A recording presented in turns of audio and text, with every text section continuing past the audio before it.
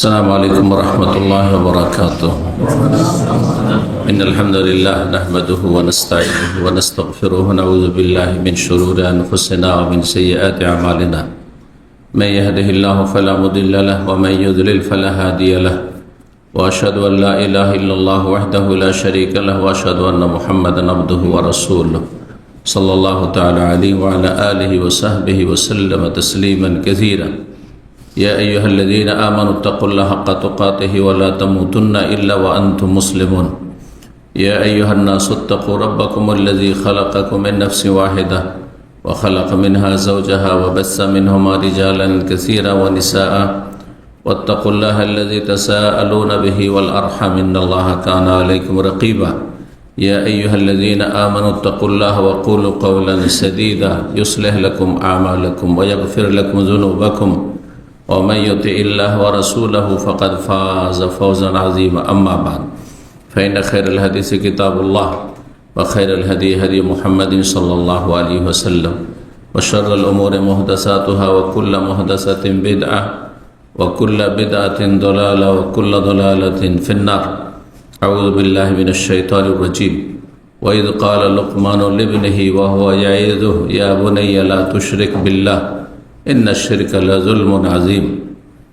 সম্মানিত দ্বীনী ভাতৃমণ্ডলী, আল্লাহ রাব্বুল আলামিনের প্রশংসা এবং প্রিয় নবী সাল্লাল্লাহু আলাইহি ওয়াসাল্লামের ওপর অশেষ সালাত এবং সালামের পর আজ বৃহস্পতিবার 5ই রজব 1447 হিজরি মোতাবেক 25শে ডিসেম্বর 2025 আমাদের ধারাবাহিক সাপ্তাহিক বিষয়ভিত্তিক আলোচনার বিষয়বস্তু আমাদের প্রত্যেক মানুষের জন্য, নর হোক আর নারী হোক, সবার জন্য অত্যন্ত গুরুত্বপূর্ণ। আর তা হচ্ছে ছেলে মেয়েদের প্রতিপালন। কোরআনে কারিমে যে লোকমান হাকিম আলাইহিস সালাতু ওয়াস সালাম মেয়ের উপদেশের আলোকে তিনি যে উপদেশ দিয়েছিলেন সন্তানকে, যে উপদেশগুলি, সেই উপদেশগুলির আলোকে ছেলে মেয়েদের প্রতিপালন, তরবিয়ত। ছেলে মেয়েদের প্রতিপালন মানে এই নয় যে যিনি নিঃসন্তান রয়েছেন তার জন্য গুরুত্বপূর্ণ নয়, অথবা যাদের এখনো সন্তান সন্ততি নেই, সেই জগতে পা দেননি, তাদের জন্য গুরুত্বপূর্ণ নয়, তাদের জন্য গুরুত্বপূর্ণ। এই জন্য যে আগে নিজের প্রতিপালন হইতে হবে, ঈমানি প্রতিপালন, ঈমানি তরবিয়ত, নিজেকে প্রশিক্ষণ নিতে হবে, নিজেকে ট্রেন হইতে হবে আগে। আর একটি কথা সবসময় মনে রাখবেন যে মানুষের সংশোধন করে কথার মাধ্যমে আর কাজের মাধ্যমে। দুটোর মধ্যে সবচেয়ে গুরুত্বপূর্ণ কোনটি? আপনি মানুষকে সংশোধন কথা দিয়ে বেশি করতে পারেন না কাজের মাধ্যমে বেশি করতে পারেন? কথার মাধ্যমে। আপনি যদি ভালো ভালো কথা বলেন আর আপনি ভালো কাজগুলি করেন না, তো আপনার কথা কেউ শুনবে, মানবে? তো কথা দিয়ে বেশি মানুষ ভালো মানুষ হয় না কাজের মাধ্যমে? কাজের মাধ্যমে। আপনি যদি নীরব থাকেন, একবারে কোনো কথা না বলেন, কিন্তু আপনার আচার আচরণ, চলা ফিরা, মানুষের সাথে লেনদেন যদি ভালো থাকে, তো সেটাই মানুষের উপর প্রভাব ফেলবে। যেটিকে আজকালকার ভাষায় বলা হয়, আরবি তো ভাষাটি আছে, ইংরেজিতে খুব প্রসিদ্ধ, সাইলেন্ট দাওয়া, নীরব দাওয়াতের কাজ। ছেলেমেয়েরা আপনার কথা শোনার আগে আপনাকে দেখছে যে আপনি কেমন, কেমন চলাফেরা, আপনার আচার আচরণ কেমন। আর আপনার ওয়াইফকে দেখছে, মাকে দেখছে আর বাবাকে দেখছে, কারণ সবচেয়ে কাছের মানুষ এবং যারা বড় আদর্শ হইতে পারে, কারণ ছোটরা তাদের আদর্শ না, ওরা আমাদের মতো, কিন্তু বড়দেরকে তারা ফলো করে। আমার আব্বু এইরকম, আমার আম্মু এইরকম, এটা ফলো করে। সুতরাং আপনার প্রত্যেকটি বিষয়, অনেক সময় আপনি খেয়াল করছেন না, প্রত্যেকটি বিষয় আপনার প্রতিটি আচার আচরণ, নড়া চড়া, সব কিছুকে আপনার কচি কাচারা খুব গভীরভাবে স্মৃতিতে বসে নিচ্ছে। রেকর্ড হয়ে যাচ্ছে তাদের কাছে, এবং সেটাই বেশি প্রভাব ফেলছে। যখনই স্বামী স্ত্রীকে ঝগড়া করতে দেখবে, আপনাদের মা বাবা ঝগড়া করছে, যতই ভালো বলে যে তোমরা ভালো মানুষ হও, কখনো ভালো মানুষ হবে না, ওইটাই শিখে নেবে। যখন দেখবে যে আমার মা প্রতিটি কথার উত্তর দিচ্ছে স্বামী, তার স্বামীর সাথে, বাবার সাথে, ওটাই শিখবে যে বাবা কোনো কথা বললে ওর উত্তর দিতে হবে। যখন দেখবে যে আমার মা বাঁকা চললে আমার বাবা মার দিচ্ছে, অথবা অকথ্য ভাষায় গাল দিচ্ছে, বকাবকি করছে, ওটাই শিখবে। যতই বলেন যে তোমার ভালো মানুষ হয়, তোমার মায়ের মতো হয় না, তোমার বাবার মতো হয় না, আমরা খারাপ, তারপরে আপনারটা নেবে, আপনার চালচলনটা নেবে। এটা হচ্ছে মানুষের স্বভাব। জি, যার ফলে আম্বিয়া রসুলগণ সকলেই তারা উত্তম আদর্শ। উত্তম আদর্শ তাদের কথার মাধ্যমে নয়, কাজের মাধ্যমে। রাসূলুল্লাহ সাল্লাল্লাহু আলাইহি ওয়াসাল্লাম সম্পর্কে আল্লাহ বলছেন, লাকাদ কানা লাকুম ফি রাসূলিল্লাহি উসওয়াতুন হাসানাহ, নিঃসন্দেহে রাসূলুল্লাহ সাল্লাল্লাহু আলাইহি ওয়াসাল্লামের মধ্যে রয়েছে তোমাদের জন্য উত্তম আদর্শ। আর সমস্ত নবী 25 জনের মধ্যে 18 জন নবীর কথা সূরা আনআমে আল্লাহর বর্ণনা করার পরে বলছেন, উলাইকাল্লাযীনা হাদাল্লাহ, এইসব নবীদেরকে আল্লাহ হেদায়েত দান করেছেন। তাদের হেদায়েত, তারা জান্নাতের পথের পথিক, জান্নাতের পথ প্রদর্শক, এটি নিশ্চিত। কিন্তু আমার আপনার ক্ষেত্রে নিশ্চিত না, আজ আছে কাল নেই, কোন নিশ্চয়তা নেই। উলাইকাল্লাযীনা হাদাল্লাহ, এদেরকে আল্লাহ রাব্বুল আলামিন সঠিক পথ প্রাপ্ত করেছেন। ফাবে হুদাহ মুক্তাদি, তাদের আদর্শের তোমরা অনুসরণ করো, তোমরা তাদের আদর্শকে ফলো করো। নবী রাসূলদেরকে অনুসরণ করতে বলেছেন আল্লাহ রাব্বুল আলামিন স্বয়ং। সুতরাং তারা প্রতিটি কাজে আগে আমল করে দেখিয়েছেন, কাজে পরিণত করেছে, তার মাধ্যমে শিখিয়েছেন। জি, আল্লাহ রাব্বুল আলামিন যেন আমাদের সকলকে তৌফিক দান করেন। সুতরাং ছেলে মেয়েদের প্রতিপালনের বিষয়টি নির্ভরশীল বাপ মায়ের উপর। বাপ মা যত বেশি ভালো হবে সব ক্ষেত্রে, শুধু আচার আচরণ নয়, এটা তো সীমিত কথা, তার আগে আকীদার বিষয়। বাপ মা যদি সত্যি খাঁটি মুসলিম হয়, তাওহীদ প্রতিষ্ঠাকারী, শিরক মুক্ত, নাস্তিকতা মুক্ত, এই মন্ত্রতন্ত্র যত রয়েছে, বাদ রয়েছে, সবকে বাদ দিয়ে যদি জীবনযাপন করে, তাহলে ছেলে মেয়েও সেটাই শিখবে যে এসব তন্ত্র মন্ত্র এগুলো কুফরি মতবাদ, জাতীয়তাবাদ বাদ, সমাজবাদ বাদ, পুঁজিবাদ বাদ। কথা বোঝা গেছে? গণতন্ত্র, এসব তন্ত্র মানুষের, এগুলো তাগুতি বিধান। কথা বোঝা গেছে? এই যতগুলি তন্ত্র মন্ত্র রয়েছে সব বাদ, আপনাকে এটা শিখাতে হবে। নাস্তিকতা বাদ, সেকুলারিজম, ধর্ম নিরপেক্ষতাবাদ বাদ, সবকে বাদ দিতে হবে। কিন্তু বাপই যদি সেকুলার হয়, বাপ যদি গণতন্ত্রকে ধর্ম মনে করে, তো ছেলে মেয়ে তাই শিখবে, ছেলে মেয়ে তাই শিখবে। জি, তো এই জন্য আকীদার ক্ষেত্রে আপনাকে আদর্শ হইতে হবে, ইবাদত বন্দেগীর ক্ষেত্রে আদর্শ হইতে হবে। আপনি ফজরে ঘুমিয়ে থাকবেন আর ছেলে মেয়েকে হেফজখানা দিয়েছেন, মেলা আছে। কিন্তু আমি এখানে বেশ কিছু জানি যাদের দেখে চেনাই মুশকিল যে তারা যে মুসলিম, না জানা তাহলে চিনতে পারবেন না। কিন্তু আবেগ যে আমার ছেলেকে হাফেজ বানাবো, মেয়েকে পর্দার মধ্যে পড়াবো, স্কুলে পড়াবো, সহশিক্ষে পড়াবো না। মেয়েকে ভালো দেখতে চাই কিন্তু সে ভালো না, বুঝতে পারছেন? কি শিখবে আপনার ছেলে মেয়ে? যখন দেখবে যে আমার এই জন্য অনেক মাদ্রাসার ছেলেরা আধা নামাজি বেনামাজি, মাদ্রাসায় গেলে চাপের মুখে নামাজি, বাড়ি আসে নামাজ ছেড়ে দেয়। এটা আমাদের দেখা, দীর্ঘ 7 বছর শিক্ষকতার ময়দানে থেকেছি। কথা বুঝেছে? এরা মাদ্রাসায় ছুটি হলে সিনেমার যুগ ছিল, এখন তো পকেটে সিনেমা, মোবাইলে সিনেমাতে আগে সিনেমা দেখবে, তারপরে বাড়ি যাবে। যখন ছুটি কাটিয়ে আসবে আগে সিনেমা দেখবে, তারপর মাদ্রাসায় ঢুকবে। কারণ মাদ্রাসা গণ্ডি থেকে তো পারছে না, কিন্তু বাপ মা ওই টাইপেরই। কিন্তু একটু ধার্মিকতা আছে, ছেলে মেয়েকে ভালো করে মানুষ, আমরা যা হয়েছি গরু ছাগল যা হয়েছে, কিন্তু ছেলে মেয়েগুলো ভালো করবো। হ্যাঁ, এদের ছেলে মেয়ে সাধারণত ভালো হয় না। আল্লাহ বুঝার আমল করার তৌফিক দান করে। ইবাদত বন্দেগীর ক্ষেত্রে, আখলাক চরিত্রের ক্ষেত্রে, লেনদেনের ক্ষেত্রে যখন বাপকে দেবে, যে কারো কাছে একটা পয়সা ধার কর্জা করতে যায় না। আর যদি কারো কাছে নেই তো ওয়াদা করলে সময়ের আগে নিজে দিয়ে আস। আপনার ছেলে মেয়ে দেখছেন না, এগুলো শুনছে না যে আমার আব্বা এরকম, তো আব্বা দেশে 1 সপ্তাহ 5 দিনের মধ্যে দিস।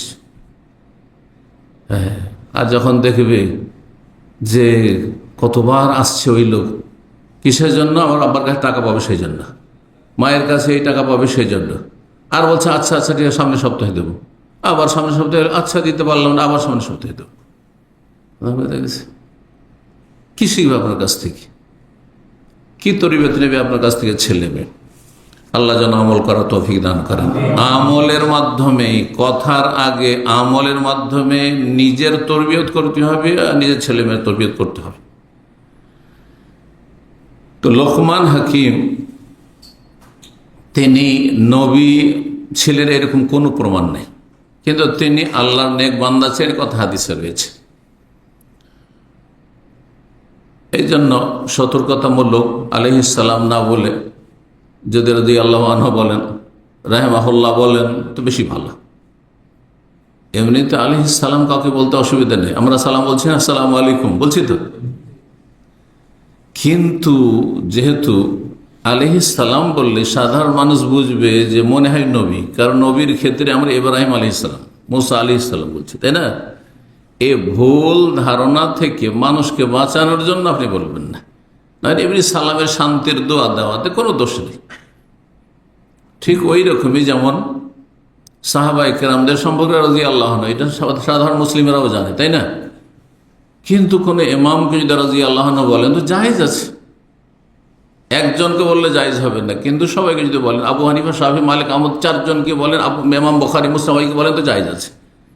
কিন্তু বিশেষভাবে শুধু আপনি যে মযহাবের মুকাল্লিদ, আপনার ইমামকে শুধু বলেন, ওইটা জায়েজ নয়। কেন? পার্থক্য কেন? যে আপনি শাফি, সেজন্য ইমাম শাফি রাদিয়াল্লাহু আনহু, আর আপনি মালিকি নন, তখন ইমাম মালিক রাহিমাহুল্লাহ, কেন? তখন জায়েজ নয়। বুঝতে পেরেছেন? কিন্তু সাধারণ লোকরা ভাববে যে উনিও কি সাহাবী নাকি, যে রাদিয়াল্লাহু আনহু বললেন উনি, যার ফলে না বলাটা বেশি ভালো। কার জন্য রাদিয়াল্লাহু আনহু? সাহাবীদের জন্য, যাতে জনগণ সহজে বুঝে নেই যে উনি হচ্ছেন সাহাবী। কারণ সাহাবীর কয়জনের নাম জানেন আপনি? অনেক সাহাবী, অপ্রসিদ্ধ সাহাবী, যাদের ক্ষেত্রে আমরা অনেক সময় সন্দিহান হয়ে যাই, ইনি সাহাবী না তাবী, সাহাবীর সন্তান। 1 লাখের বেশি সাহাবায়ে কেরাম, তার মধ্যে কিছু কিছু সাহাবী আছে হয়তো একবার কখনো দেখা হয়েছে নবী সাহেবের সাথে, অথবা বাল্য জীবনে 2, 4, 5 বছর বয়স ছিল, তখন নবী সাহেব ইন্তেকাল হয়ে গেছে, তাহলে তাদের ক্ষেত্রে সন্দেহ স্বাভাবিক। তো যখনই রাদিয়াল্লাহু আনহু শুনবেন তখন বুঝবেন যেন উনি সাহাবী। যাই হোক, লোকমান হাকিম আল্লাহর নেক বান্দা ছিলেন, যেমন হাদিসে রয়েছে। এই নেক বান্দা তিনি বেশ কিছু উপদেশ দিয়েছিলেন। তিনি আফ্রিকার মানুষ ছিলেন, তার জীবনে তো বলা হয়েছে তিনি আফ্রিকার মানুষ ছিলেন। Africa, Sudan Africa, Habasha, Abyssinia Africa, তাই না? তো এইসব অঞ্চলের মানুষ ছিলেন। লোকমান হাকিম তার ছেলেকে বেশ কিছু উপদেশ দিয়েছিলেন গুরুত্বপূর্ণ, যেই উপদেশগুলি কোরআনে কারিমে আল্লাহ রাব্বুল আলামিন সূরা লোকমানে, একটি সূরার নামই হচ্ছে সূরা লোকমান, তার নামে নামকরণ হয়েছে, তাতে আল্লাহ বর্ণনা করেছেন। কেন আল্লাহ বর্ণনা করলেন? আল্লাহ রাব্বুল আলামিন তার কথা বর্ণনা করবেন, কিন্তু কোন একজন ভালো মানুষের উপদেশগুলি বর্ণনা করেছেন, এই জন্য সেগুলি হচ্ছে চমৎকার উপদেশ, এবং সেই উপদেশগুলি আল্লাহ রাব্বুল আলামিনের বিধানে স্বীকৃত। সেজন্য আল্লাহ রাব্বুল সেগুলি বর্ণনা করেছেন। যখন রাব্বুল আলামিন বর্ণনা করে দিলেন, তখন সেগুলি আর লোকমান হাকিমের কথা থাকলো না, তা কার কথা হয়ে গেল? কালামুল্লাহ, আল্লাহর বাণী। সেগুলি আল্লাহর বাণী। সুতরাং লোকমান হাকিমের উপদেশের আলোকে যেই কথাগুলি স্বয়ং রব্বুল আলমিনের, যেহেতু কোরআনে কারিমে আল্লাহর কালামে আল্লাহ স্বয়ং বর্ণনা করেছেন, সেই উপদেশগুলি সেগুলি হচ্ছে ওহীর উপদেশ, আসমানি সিলেবাস। এখান থেকে আমরা 6টি তরবিয়তি উপদেশ নিতে পারি। এই 6টি পয়েন্ট আপনাদের সামনে আজকে বর্ণনা করব। এই 6টি উপদেশে আকীদা শামিল রয়েছে, ইবাদত বন্দেগী শামিল রয়েছে, আখলাক চরিত্র আচার আচরণ শামিল রয়েছে। আর এই 3টি সমষ্টি নাম হচ্ছে ইসলাম। আপনার ধর্মীয় বিশ্বাস আকীদা ভালো, আকীদায় শিরক নেই, বেদাত নেই, আর ইবাদত বন্দেগীতে ফরজ ওয়াজিবে ঘাটতি নেই, হারাম নাজায়েজ কিছু নেই, আর আখলাক চরিত্রে মানুষের সাথে লেনদেনের ক্ষেত্রে কোনো রকমের ত্রুটি নেই, অপরাধ নেই, অন্যায় নেই, তাহলে আপনি পারফেক্ট মুসলিম। উদখুলু ফিস-সিলমি কাফা, ইসলামে পূর্ণরূপে আপনি প্রবেশ করতে পেরেছেন। বাস বর্ডারের কাছে না আসলে হলো, কারণ বর্ডারের কাছে আসলে বিপদ। কখন অজান্তে বর্ডার ক্রস করে গেলে আসামির কাঠগড়ায় চলে যেতে হবে, হ্যাঁ, জেল হাজতে চলে যেতে হবে। ঠিক ওইরকম আল্লাহর জেল হাজত হচ্ছে জাহান্নাম, বর্ডারে যাওয়া যাবে না। এই জন্য কোরআনে কারীম আল্লাহর উপরে বর্ডার থেকে সাবধান করেছেন, ওয়াতিলকা হুদুদুল্লাহ ফালা তা'তাদুহা, এ হচ্ছে আল্লাহর সীমানা, এই সীমা লঙ্ঘন করিও না, বর্ডার ক্রস করিও না। ফালা তা'তাদুহা, অন্য আয়াতে ফালা তাকরাবু, ধারে কাছে যেও না, বর্ডারের কাছে যেও না। বর্ডারের কাছে বাস করা যে কি ঝুঁকিপূর্ণ, যারা বর্ডারে বাস করে তারাই জানে, আমরা জানি। আমার গ্রামের বাড়ি মাত্র 1 কিলোমিটার দূরে ছিল একসময়, চাঁপাইনবাবগঞ্জের বর্ডারে। ভালো মানুষদের বাসই নয় সব এলাকা, পেরেশানি শেষ নেই। যেতাম সৌদি আরব থেকে, সৌদি আরবের সামান নিয়ে হয়তো গেলাম, কখনো সামানটা আমার ব্যাগে আছে আবার নিয়ে আসছি, হ্যাঁ, সামনে হ্যাঁ বিএসএফ এটা চেক করবো আমরা, বাস ছুটে যাচ্ছে, আমার ট্রেন ছুটে যাবে, আবার চেক করে বসে দেখলাম যে এসব এলাকা ভালো মানুষের বাসা নাই। এগুলো তো যে ব্ল্যাক করে বেড়ায় 2 নম্বরই কাজ, বাংলাদেশের পণ্য ভারতে ঢুকাবে, ভারতেরটা বাংলাদেশ ঢুকাবে, আর না হয় চুরি বাটপারি করবে, হ্যাঁ ওদের জায়গায় এগুলো। রাগ করবেন না যারা বর্ডারে বাস করেন, কিন্তু ভালো মানুষ, হ্যাঁ, মান সম্মানের সাথে বাস করে এসব এলাকা মুশকিল। উদাহরণ দিতে যাচ্ছিলাম যে আল্লাহর দিনের বর্ডারের কাছে গেলে ওই রকমই, জি, মান ইজ্জত নষ্ট হবে, মানে আল্লাহর আযাবের সম্মুখীন হইতে পারে। হারামে চলে গেলেই আল্লাহর আযাবের সম্মুখীন হবে। জি, আল্লাহ বোঝার তৌফিক দান করেন। মানুষ জুলুম করে কিন্তু আল্লাহ জুলুম করেন না, কিন্তু আপনি জুলুম করবেন যে বর্ডারের কাছে গেলেই দেখে লাগবে ভালো, তখন ওইদিকে ঢুকে পড়বে, ওইদিকে বেনিফিট, হ্যাঁ,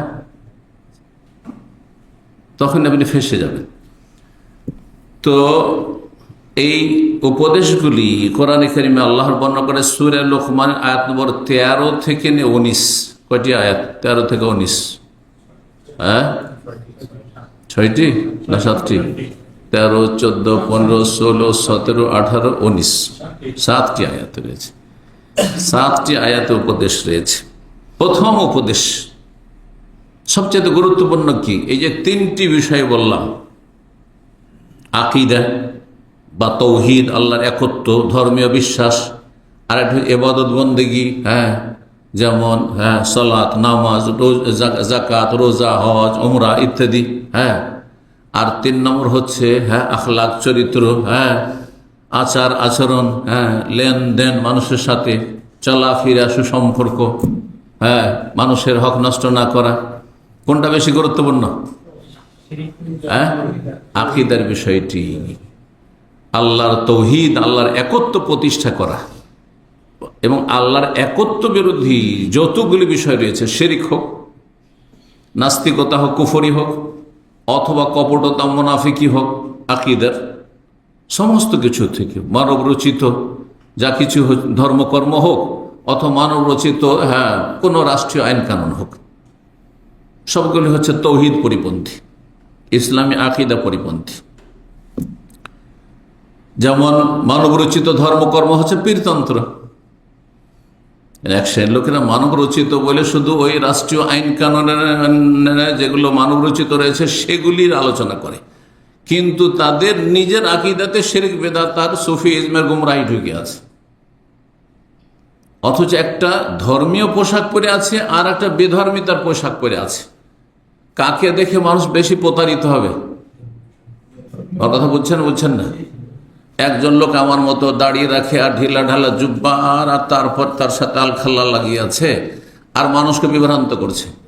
আর আরেকজন প্যান্ট শার্ট টাই ফাই দিয়ে আর তার টাকানার নিচে কাপড় আর মুখে নেই দাড়ি, সে যদি মানুষকে ধর্মের নামে বা কোনো কিছু বিভ্রান্তিকর কথা বলে, কার দ্বারা বেশি মানুষ ধোঁকা খাবে? হ্যাঁ, যে ধর্মীয় পোশাক পরে আছে, ঠিক কিনা? তাই পীর মুরিদিটা হচ্ছে ধর্মীয় পোশাক।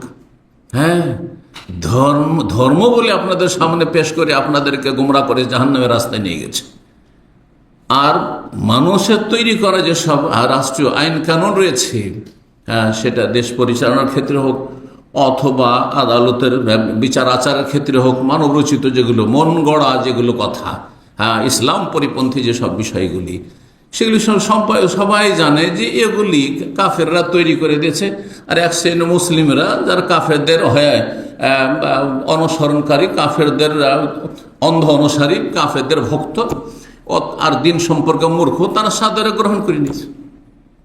একজন আলেম কখনো গ্রহণ করবে না এগুলো, যদি সত্যিকার আলেম হয়, তাহলে কোরআন সুন্নাহর জ্ঞান রাখে, তাহলে এই গুমরাহি থেকে বেঁচে থাকা সহজ। কিন্তু ধর্মীয় পোশাক পরে যে গুমরাহিটা এসছে, এই গুমরাহির ক্ষেত্রে যদি সজাগ না, সাধারণ মানুষ তো বুঝতে পারবেন না, কারণ তারাও আধ্যাত্মিকতার নামে, রুহানিয়াতের নামে, আত্মার পরিশুদ্ধির নামে, ভালো মানুষ বানাবার নামে মুরিদ বানাচ্ছে আর শিরক করাচ্ছে, কুফরি করাচ্ছে, মাজার পূজা করাচ্ছে। ধোঁকা খেয়ে যাবে সেখানে যদি ইসলামের জ্ঞান না থাকে। তাহলে তো এই জন্য প্রথম যে তরবিয়তটি, নিজের তরবিয়ত বলবেন না, কিন্তু আগে নিজেকে প্রশিক্ষণ প্রাপ্ত করা, নিজে ট্রেন হওয়া, তারপরে ছেলে মেয়েকে ট্রেন করা। তাহলে আপনার ছেলে মেয়ে ভালো হবে। আপনি যেমন রঙের, সেই রঙে আপনি রঞ্জিত করতে চেয়েছেন আপনার ছেলে মেয়ে, এটা সহজ। কিন্তু আপনার কালার আলাদা আর ছেলে মেয়েকে অন্য কালারে আপনি রঙাতে চান, এটা সম্ভব না, এটা খুব কঠিন। ব্যতিক্রম যদি আল্লাহর চূড়ান্ত ফয়সালা থাকে যে স্পেশাল আল্লাহ কোন দিয়ে আল্লাহ রাব্বুল আলামিন গোবরে পদ্ম ফুল তৈরি করে, সেটা ভিন্ন বিষয়। তো প্রথম যে তরবিয়ত, সেটি হচ্ছে তৌহিদের তরবিয়ত। ছেলে মেয়েদের প্রতিপালন হইতে হবে কিসের ওপর? তৌহিদ, আল্লাহর একত্ব বিশ্বাস করা, একত্বের স্বীকৃতি দেওয়া, তৌহিদের স্বীকৃতি দেওয়া, তৌহিদের ঘোষণা করা, শাহাদাত দাও, সাক্ষ্য দাও, তৌহিদের জীবনের প্রতিটি ক্ষেত্রে প্রতিষ্ঠা করা এবং তৌহিদ পরিপন্থী বিষয়গুলি থেকে মুক্ত থাকা, বেঁচে থাকা। আর তা হচ্ছে শিরক, কুফর এবং নেফাক। এটি হচ্ছে ইমানি তরবিয়ত। তাহলে প্রথম তরবিয়ত হচ্ছে ইমানি তরবিয়ত, আকিদার তরবিয়ত। এই শিক্ষা কোন আয়াতে রয়েছে? আয়াত নম্বর 13 সূরা লোকমানের। ওয়াইয ক্বালা লোকমানু লিবনিহি ওয়া হুয়া ইয়াইযুহু। স্মরণ করো যখন লোকমান তার সন্তানকে বলেছিল, ওয়া হুয়া ইয়াইযুহু, উপদেশ দিতে গিয়ে, ছেলেকে উপদেশ দিচ্ছে। এখনো মগজ মস্তিষ্ক কচি হয়ে রয়েছে। চারা গাছকে আপনি যেভাবে মানুষ করেন সেভাবে মানুষ, কচি গাছপালা যেমন ভাবে করবেন সেমন হবে, সোজা করতেন সোজা হবে, বাঁকা করেন বাঁকা হয়ে যাবে। কিন্তু গাছ পাকা হয়ে যাওয়ার পরে ও আর বাঁকা থাকলে সোজা হবে না, আর সোজা থাকলে বাঁকা করতে পারবেন না আপনি। জি, এই জন্য কচি কাচারা হচ্ছে কাদা মাটির মতো। কাদা মাটি দিয়ে যা ইচ্ছা তাই তৈরি করতে পারেন, কিন্তু মাটি শুকিয়ে যাওয়ার পরে অথবা সেটা আপনার পুড়িয়ে নেওয়ার পরে ওটাকে এদিক সেদিক কিচ্ছু করতে পারবেন না, যা আছে তাই থাকবে। ছোট থেকে যারা ইমানি তরবিয়ত নেবে, সেই তরবিয়ত ফলপ্রসূ হবে, স্থায়ী হবে, দীর্ঘায়িত হবে। ওয়াজ করছেন, উপদেশ দিচ্ছেন ছেলেকে, কি বলে? ইয়া বুনাইয়া, হে প্রিয় বৎস, লা তুশরিক বিল্লাহ, আল্লাহর সাথে শিরক করিও না। শিরক হচ্ছে তৌহিদ ধ্বংসকারী, আল্লাহর একত্ব ধ্বংসকারী। শিরক হচ্ছে ঈমান ইসলাম ধ্বংসকারী। শিরক হচ্ছে ওই রকমই যেমন উজু করা ব্যক্তি যদি তার বায়ু নিঃসরণ হয় তাহলে ওযু শেষ।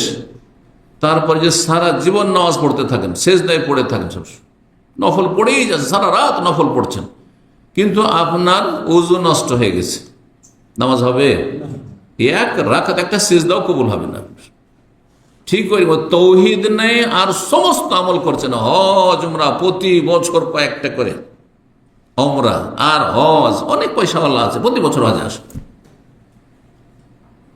কিন্তু আকীদা শিরকি আকীদা, নাস্তিকতার আকীদা, সেকুলার আকীদা, মাজার পূজার আকীদা, হ্যাঁ, হলুল ওয়াহাদাতুল ওজুদের আকীদা, যতগুলো ঈমান পরিপন্থী আকীদা, তাহলে কোনো লাভ নাই। আকীদার পরিশুদ্ধি হইতে হবে। লা তুশরিক বিল্লাহ, আল্লাহর সাথে শরীক করিও না, কাউকে অংশীদার স্থাপন করিও না। আল্লাহর জাত সত্তাতে হোক, আর আল্লাহর কাজে হোক, আর আল্লাহর ইবাদত বন্দেগীতে হোক, আল্লাহর নাম গুণাবলীতে হোক, কোনো কিছুতে হোক না কেন।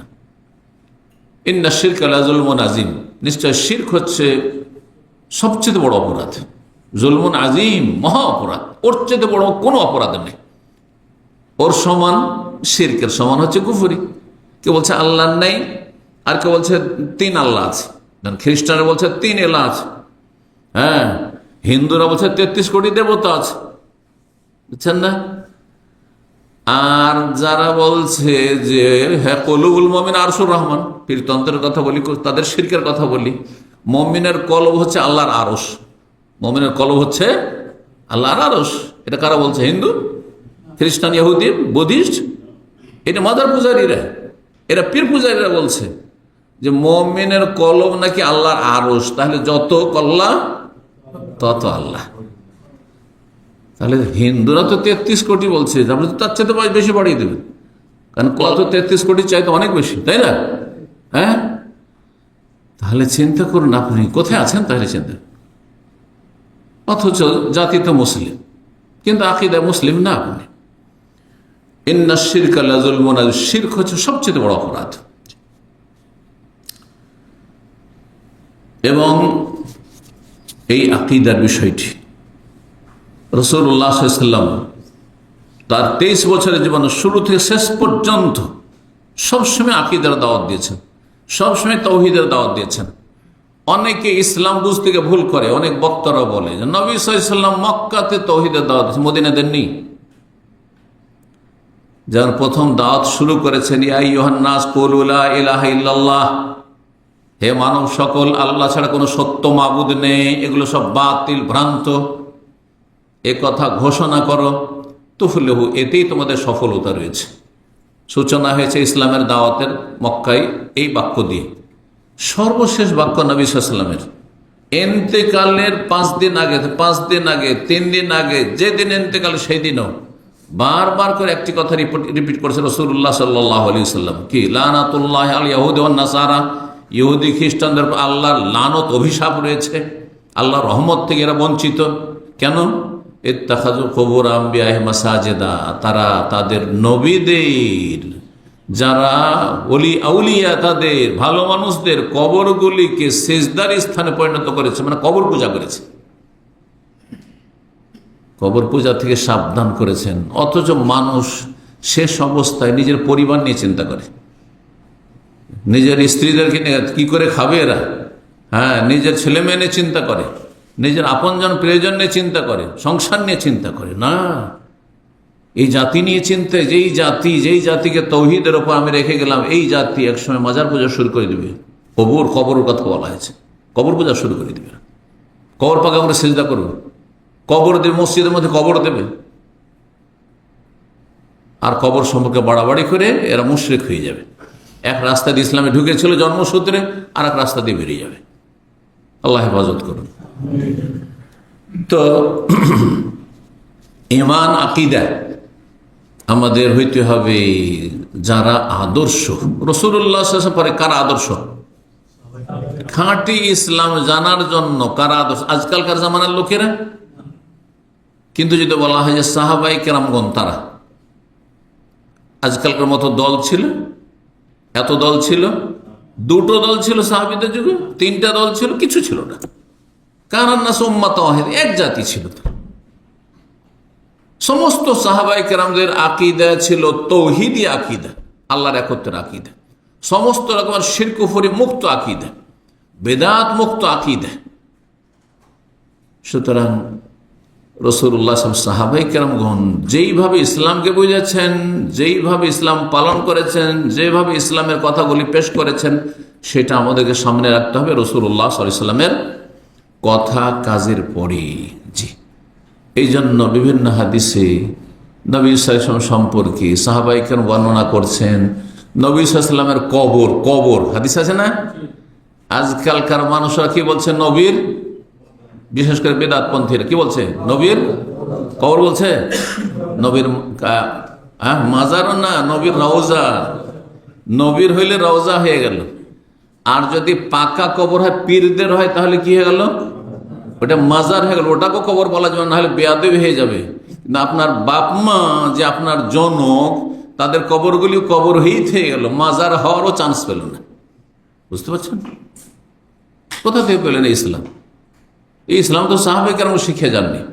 মা আয়েশা রাদিয়াল্লাহু তাআলা আনহা, ঘরের মানুষ, সবচেয়ে প্রিয়তম নবী সাল্লাল্লাহু আলাইহি ওয়াসাল্লাম, তিনি বলছেন নবী সাল্লাল্লাহু আলাইহি ওয়াসাল্লাম কবর, নবী সাল্লাল্লাহু আলাইহি ওয়াসাল্লাম কবর।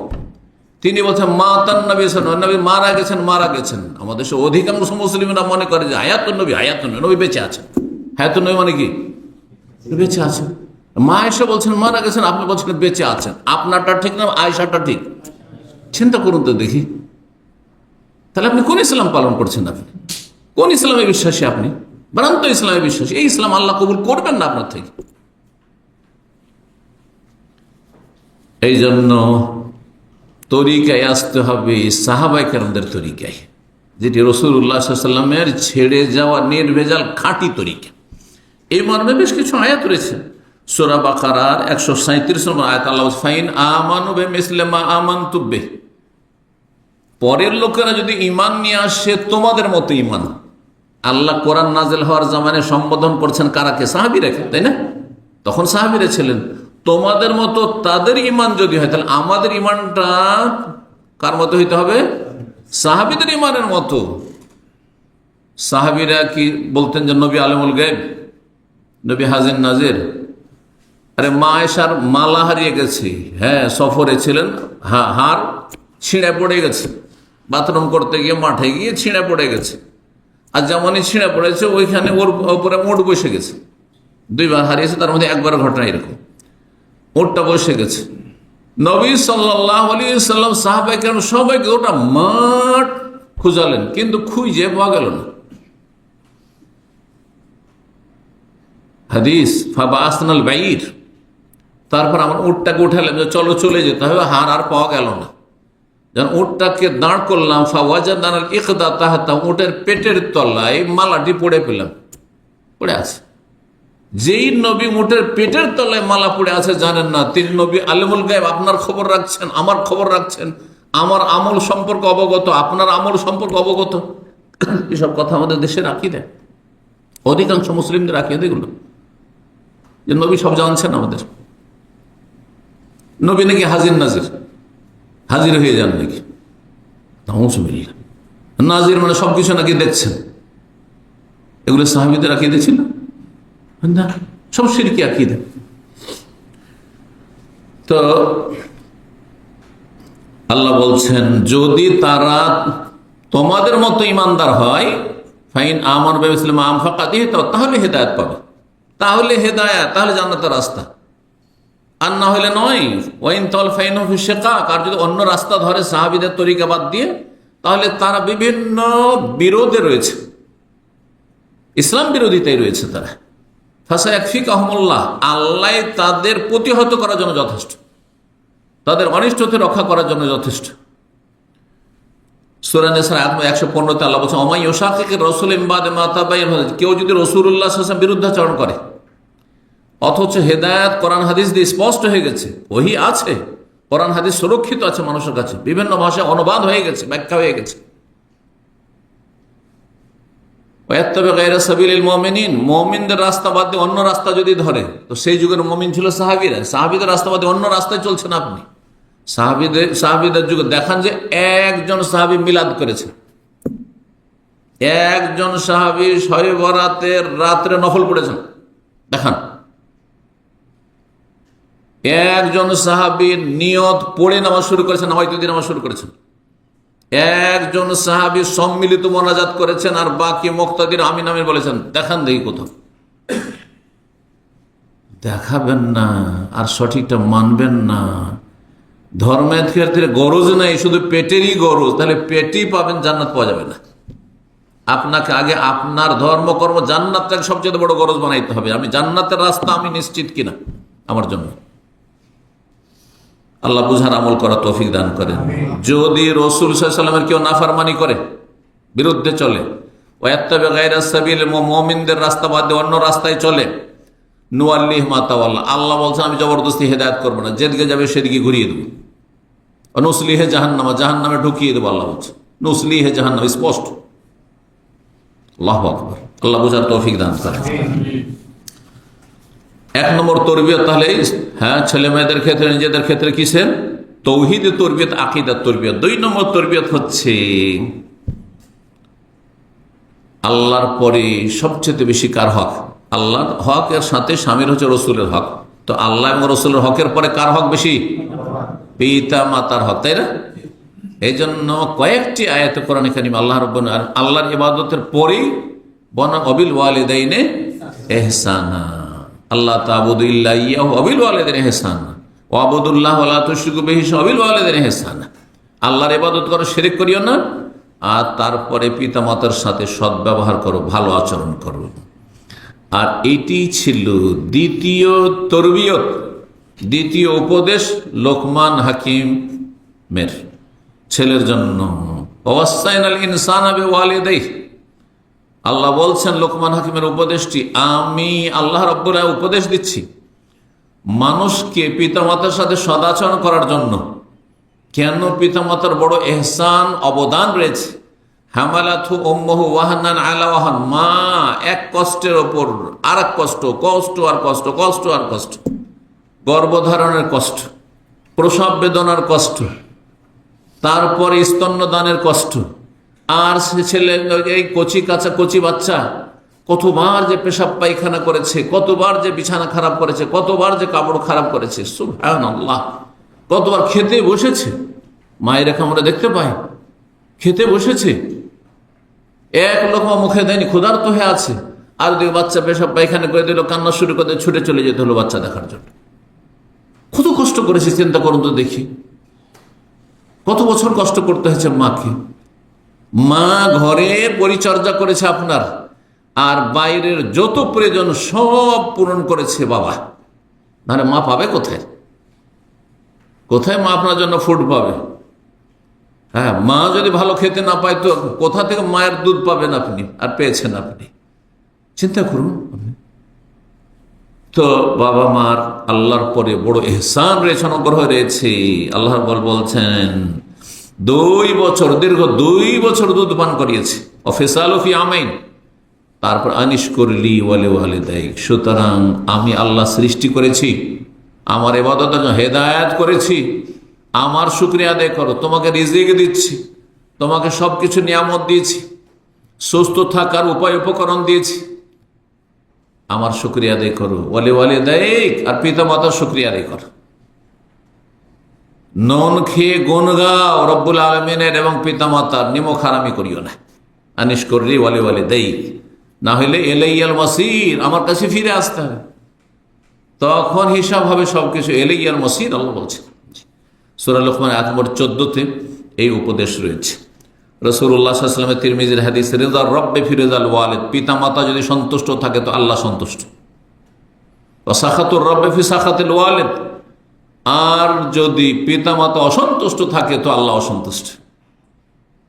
কিন্তু পিতা মাতা যদি অন্যায় করে সেই ক্ষেত্রে আল্লাহ জানছেন, আল্লাহ মা বাবারও হিসাব নেবেন জালেম হইলে। সহিহ মুসলিম হাদিস রয়েছে, নবী সাল্লাল্লাহু আলাইহি ওয়াসাল্লাম বলেন, রাগিমা আনফু রাজুলিন, সেই লোকের নাক মুখ ধুলিতে মিশে যাক, মাটিতে মিশে যাক। 3 বার করে বলছেন নবী সাল্লাল্লাহু আলাইহি ওয়াসাল্লাম, মানে সর্বনাশ হোক, ধুলিসাৎ হোক।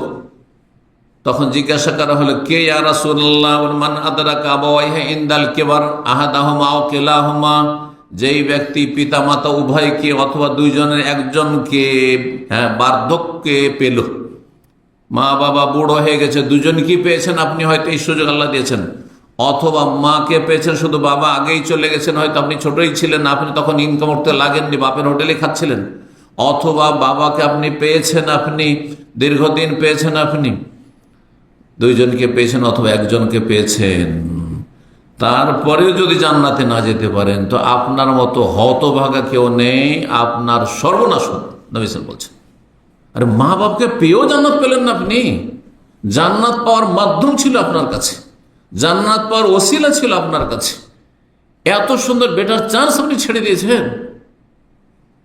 যাদের মা বাবা দুনিয়া থেকে চলে গেছে আর এখনো জানছেন আমি ত্রুটি করেছি, হয়তো ভুল মানুষের হইতেই পারে, অথবা যতটাই করেন তার মানে এই নয় যে আমি যথেষ্ট, আমি প্রতিদান দিয়ে দিয়েছি, এটা কারো দাবি করার কোনো সুযোগ নেই, কারো দাবি করার কোনো সুযোগ নেই। কোনো একজন প্রখ্যাত ইমাম তাবেঈকে জিজ্ঞাসা করছে যে আমি আমার মাকে ছোট বাচ্চার মতো করে মানুষ করেছি, কোলে করে, কাঁধে করে, পিঠে করে মানুষ করেছি, মানে বার্ধক্যে আমি এইভাবে পরিচর্যা করেছি, খেদমত করি, সেবা করেছি, আমি কি মায়ের হক আদায় করতে পেরেছি? তখন বলেছে ওয়ালা তালকা ওয়াহিদা, তোমার ভূমিষ্ঠ হওয়ার সময় যে বারবার করে পেশাব বেদনা উঠছিল আর যে যন্ত্রণা হচ্ছিল তোমার মায়ের, একবার যে যন্ত্রণাটা এসেছে তার হকটা আদায় করতে পারোনি, বাকিটা তো দূরের কথা। কি যে প্রসব বেদনা হয়, নারী ছাড়া কোনো পুরুষ যেহেতু ভুক্তভোগী নয় বলতে পারবে না। সুবহানাল্লাহ, সুবহানাল্লাহ। দাঁতের ব্যথা হয়েছে, যাদের দাঁতের ব্যথা হয়েছে মনে রাখবে দুটো ব্যথা বরদাস্ত করার মতো নাই, অন্য যে কোনো শরীরের ব্যথা বরদাস্ত করা যায়, দাঁতের ব্যথা আর প্রসব বেদনার ব্যথা। দাঁতের ব্যথার চাইতে অনেক অনেক গুণে মারাত্মক হচ্ছে প্রসব বেদনার ব্যথা। কতবার ব্যথা উঠেছে, কতবার যে ছটপট করেছে, আর মরণকে চোখের সামনে দিচ্ছে, এই মরলাম, এই চলে গেলাম হয়তো, সুবহানাল্লাহ। কিন্তু বাচ্চার মুখ দেখার পরে সমস্ত কষ্ট ভুলে গেছে, সমস্ত কষ্ট ভুলে গেছে। এটা হচ্ছে মায়ের প্রকৃতি, মায়ের স্বভাব। কি করে এত কষ্ট ভুলে যায়, কি করে এত যন্ত্রণা ভুলে যায়, সুবহানাল্লাহ। আর তারপরে আবার আদর স্নেহ করে আপনাকে কত মায়া করে যত্ন করে আপনাকে বড় করেছে, আমাকে বড় করেছে। আল্লাহ তাদের হক আদায় করার জন্য আমাদেরকে তৌফিক দান করেন। মাতা পিতার হক আদায় না করলে জাহান্নামে যেতে হবে।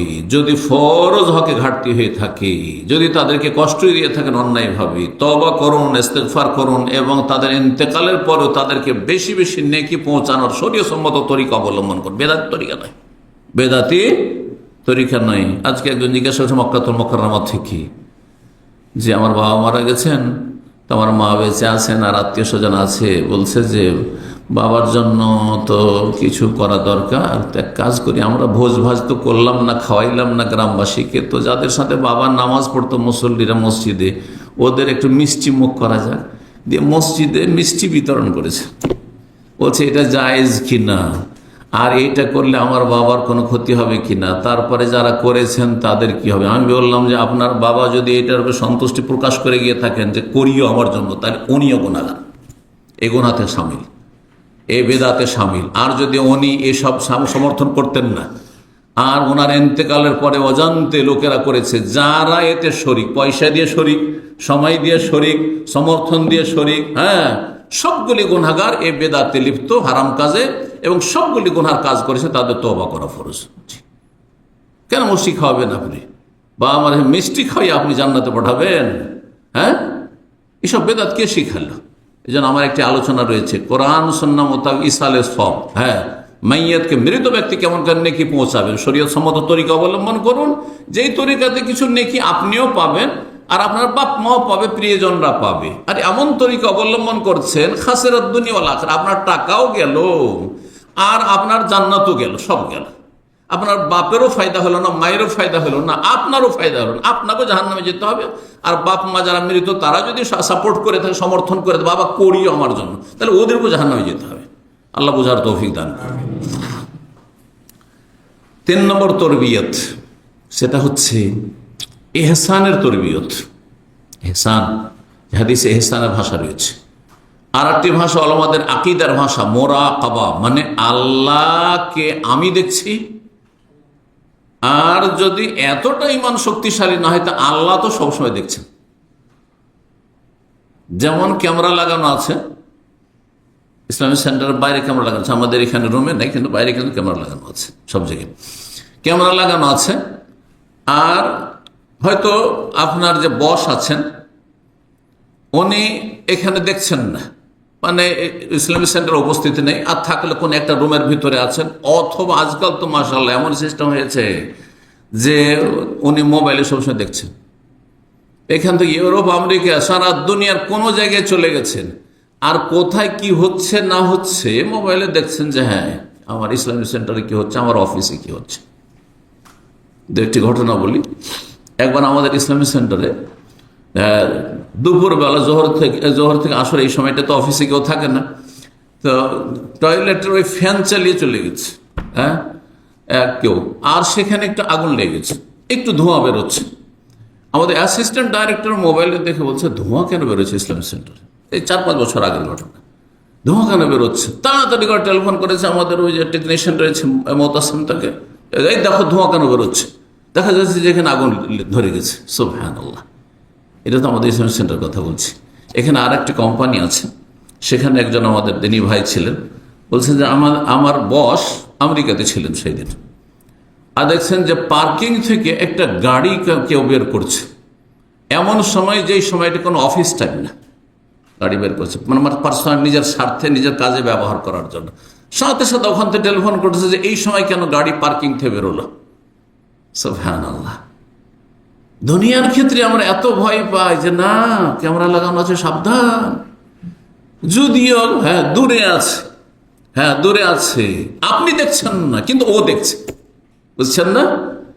অথবা সামনেই আছে, সবসময় দেখছে, বসের অফিসে বসে আছেন আর সামনে তিনিও দেখছেন আপনিও দেখছেন, তখন আপনার চালচলন চলাফেরা কেমন হবে চিন্তা করুন তো দেখি।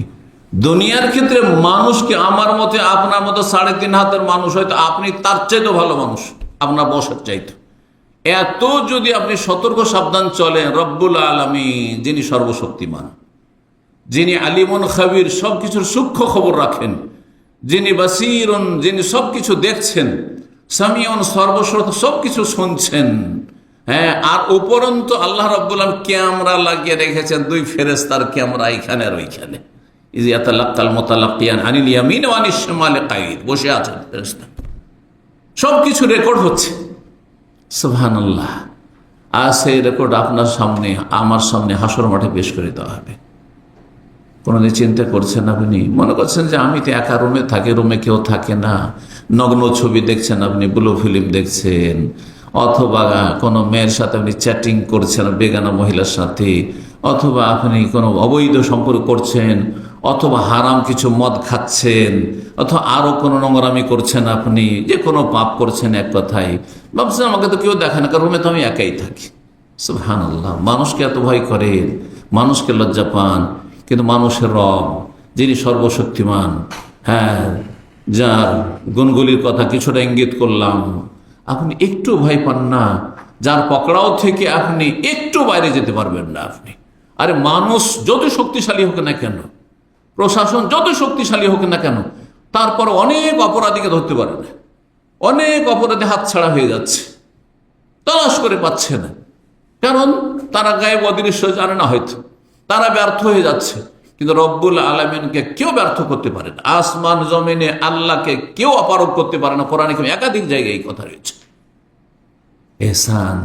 এহসান সম্পর্কে জিবরাইল আলাইহিস সালামের হাদিস জানা আছে, তাতে জিবরাইল আলাইহিস সালাম একজন মানুষের রূপ ধরে এসে কয়েকটি প্রশ্ন করলেন নবী সাল্লাল্লাহু আলাইহি ওয়াসাল্লাম।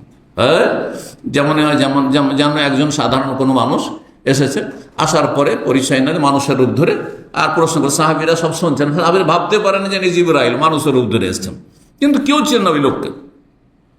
চলে যাওয়ার পরে যখন প্রশ্ন করে চলে গেলেন, তখন নবী সাল্লাল্লাহু জিজ্ঞাসা করছেন ওমরকে বা সাহাবাকে, আমাদের চিনলে এটা কে? না, জানি না তো, আমরা চিনতে পারলাম, মদিনারও লোক না, হ্যাঁ, একেবারে অপরিচিত লোক। হাজা জিবরিল আতাকুম লিয়ুআল্লিমাকুম আমরা দীনাকুম, তোমাদের কাছে জিবরাইল আলাইহিস সালাম মানুষের রূপ ধারণ করে এসেছিল তোমাদেরকে দ্বীনের মৌলিক বিষয়গুলি শিক্ষা দেওয়ার জন্য, জানাবার জন্য। কারণ জিজ্ঞাসার মাধ্যমে অনেক কিছু জানা যায়।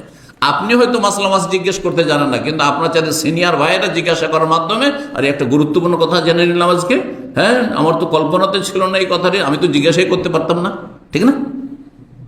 তো জিবরাইল আলাইহিস সালাম ইসলাম সম্পর্কে প্রশ্ন করেছিলেন, ঈমান সম্পর্কে প্রশ্ন করেছিলেন, ইহসান সম্পর্কে প্রশ্ন করেছিলেন, কিয়ামত কখন জিজ্ঞাসা করেছিলেন, আর কিয়ামতের লক্ষণ সম্পর্কে জিজ্ঞাসা করেছিলেন। 3 নম্বর যে প্রশ্ন ছিল সেটি শুধু এখানে বলবো, সেটি আখবিরনি আনিল ইহসান, বলুন তো ইহসান সম্পর্কে, ইহসানের তাৎপর্য কি, ইহসানের ব্যাখ্যা কি, ইহসান কাকে বলে? ইহসান মানে নিষ্ঠা, এহসান মানে আন্তরিকতা, এহসান মানে খলুসিয়াত, এহসান মানে সদাচরণ, ব্যাপক অর্থ রয়েছে। কিন্তু এখানে সংজ্ঞা এর কি, ব্যাখ্যা কি? নবী সাল্লাল্লাহু আলাইহি ওয়াসাল্লাম আনতা আবুদাল্লাহ কান্নাকা তারাহু, তার 2টি রুকন, 2টি পার্ট রয়েছে। যদি প্রথমটি পারেন সবচেয়ে ভালো, আপনার সবচেয়ে শক্তিশালী আপনার ঈমান, না হলে কমপক্ষে দ্বিতীয়টি অবশ্যই থাকতে হবে। দ্বিতীয়টি যদি না থাকে তাহলে আপনার ঈমান শুধু নামের ঈমান, কাজের কোন ঈমান ইসলাম নয়। আনতা আবুদাল্লাহ, আল্লাহর ইবাদত বন্দি করি। ইবাদত বন্দি মানে শুধু নামাজ না, মুসলিম জীবনটা পুরোটাই ইবাদত, এ কথা বুঝেন ভালো করে। মুসলিম জীবনটা পুরোটাই হচ্ছে ইবাদত। দেখেন, যখন আপনি নামাজ পড়ছেন নামাজের ইবাদতে আছেন, কিন্তু নামাজ পড়া শেষে যখন এদিক সেদিক ঘোরাফেরা করছেন তখন আপনি কোনো পাপ করছেন না। কেন? পাপ করা হারাম, সেই জন্য এই চেতনা নিয়ে, এই বিশ্বাস নিয়ে। আর একজন নামাজও পড়লো না আর পাপ করছে, আপনার মতো সে মানুষ, ও পাপ করছে, হ্যাঁ, অথবা দোকানে গিয়ে সে মানুষকে ধোকা দিচ্ছে, হ্যাঁ, ওয়ার্কশপে গিয়ে মানুষকে ধোকা দিয়ে মিথ্যা কথা বলছে আর হারাম ইনকাম করছে, আর আপনি হালাল পাক পবিত্র জীবন যাপন করছেন, বিছানায় শুয়ে ভালো কিছু শুনছেন, অথবা এমনি বসে আছেন। আপনার জীবনটা ইবাদতের জীবন, এটিকে বলা হয় নেগেটিভ ইবাদত। পাপ থেকে বেঁচে থাকা, পাপ মুক্ত থাকার, পাপ করছেন না, এটি আপনার ইবাদত। 24 ঘন্টা একজন পাপীর কাছেও সময় আছে দিনে, আর 24 ঘন্টা আমার কাছে সময় আছে। 24 ঘন্টার অধিকাংশ সময় সে পাপ করে, আর আমি, আপনি ধার্মিক লোকেরা, আমি যতটুকু নামাজ রোজা যা কিছু করার করলাম, বাজিকে রাজগার করলাম, আর বাকি সময়টা আমি নীরব থাকলাম, কোনো হারাম কথা বললাম না, হারাম কাজ করলাম না, হারাম দেখলাম না, তাহলে পাপ থেকে বেঁচে থাকলাম না। এই জন্য মুসলিম জীবনটা পুরোটাই ইবাদতের জীবন।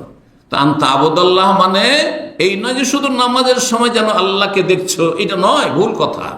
বরং সব সময় যেন তুমি কি করছো, কান্নাকা তারাহু, এমন ভাবে চলাফেরা করবে, এমন তোমার লাইফ স্টাইল হবে, জীবনযাপন হবে যেন আল্লাহকে দেখছো। যেমন আমার সামনে আমার ডাইরেক্টর থাকলেও যেমন আমি আর আপনি, আপনার বস সামনে থাকলে, আর যদি সামনে নাও থাকে, নাও আসে, আপনার ফোরম্যান নাই, সুপারভাইজার নাই, কেউ কাজের খোঁজ খবর নেয়, তবুও কাজের কোয়ালিটি ওইরকম। কারণ আপনি লোক দেখানো কাজ করেন না, বরং আল্লাহর কাছে হিসাব দিতে হবে যে বেতন নিচ্ছি 8 ঘন্টার, যদি কাজ না করি তো আমাকে হিসাব দিতে হবে রবের কাছে, বুঝছেন না? তো পাপ মুক্ত জীবন যাপন করা কখন সম্ভব? যখন মনে করবেন যে আল্লাহ রব্বুল আলমিনকে আমি দেখছি সামনেই, আল্লাহর সামনে আছি।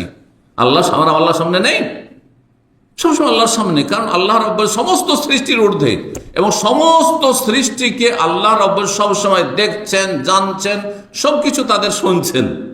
তাহলে আল্লাহ থেকে তো কোনো কিছু গোপন করতে পারবো না, কোনো কিছু গোপন করতে পারবো না। কান্নাকা তারা, যেন তুমি দেখছো, কিন্তু অনেক সময় হয় কি, আমি দেখছি মনে হয় না। যেমন এখন ইসলামিক সেন্টারে বস নেই, ডাইরেক্টর নেই, নেই, হ্যাঁ, কিন্তু এটা বিশ্বাস আছে যে ওনার কাছে কি আছে, ক্যামেরা আছে, ওনার মোবাইলে ফিট করা আছে, সেট করা আছে। উনি দেখছেন যে কোথায় কি হচ্ছে না হচ্ছে, কে বেরোচ্ছে, কে ঢুকছে, বুঝতে পারছেন না? ফাইনলাম তখন তারাও, যদি আল্লাহকে তুমি দেখছো এইরকম ভাবে জীবন যাপন না করতে পারো, ফাইন না হইয়া রাখ, তাহলে আল্লাহ তোমাকে দেখছেন, এটা কমপক্ষে মনে রাখো। আল্লাহ তোমাকে দেখছেন, যে ক্যামেরাতে আমি ওই দেখতে পাই না, বসকে দেখতে পাই না, কিন্তু উনি কিন্তু ক্যামেরায় বসে আছে। রব্বুল আলামিন সবকিছু দেখছেন, রবের ফেরেশতারা লেগে আছেন, এবং ফেরেশতাদেরকে যদি আল্লাহ নাও লাগাইতেন, আল্লাহ জানেন না কেন লাগিয়েছেন। আল্লাহ এটা অতিরিক্ত লাগিয়েছেন, অতিরিক্ত লাগছেন মানুষকে শিক্ষা দেওয়ার জন্য, মানুষের ইমানের সতেজতা যাতে করে আসে।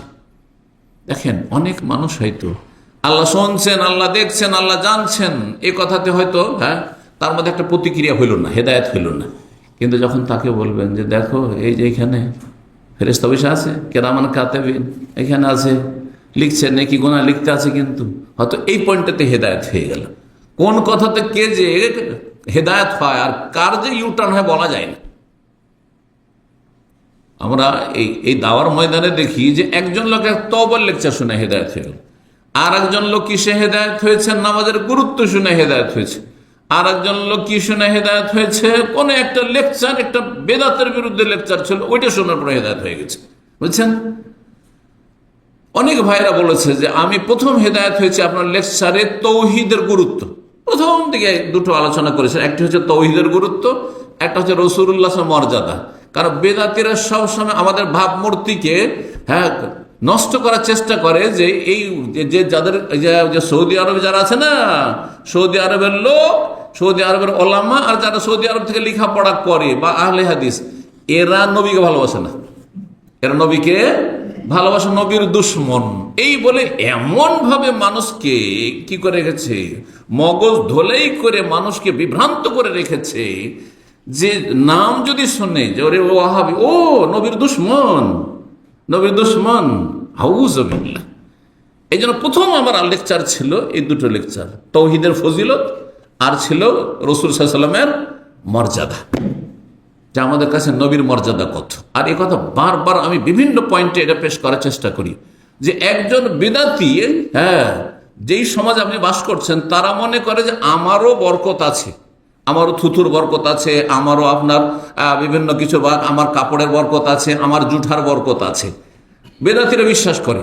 আর আমরা ওয়াহাবি যাদেরকে বলা হচ্ছে, বা সৌদি আরবের ওলামা যাদের বলা হচ্ছে, মদিনা থেকে লেখাপড়া করা আমাদের যে আমাদেরকে গোমরা বলা হচ্ছে, নবী দুশ্মন, আমরা মনে করি, কেউ যদি মনে করে যে আমার কাপড়ে বরকত আছে, আমি খেয়ে দিয়ে একটু রেখে দিলাম, আপনাদের জুঠাতে বরকত আছে, তো এটা শিরকি বরকত। এ অধিকার আমার নাই, এ অধিকার একমাত্র কার? রাসূলুল্লাহ। এই অধিকার আবু বকর উমরের নাই।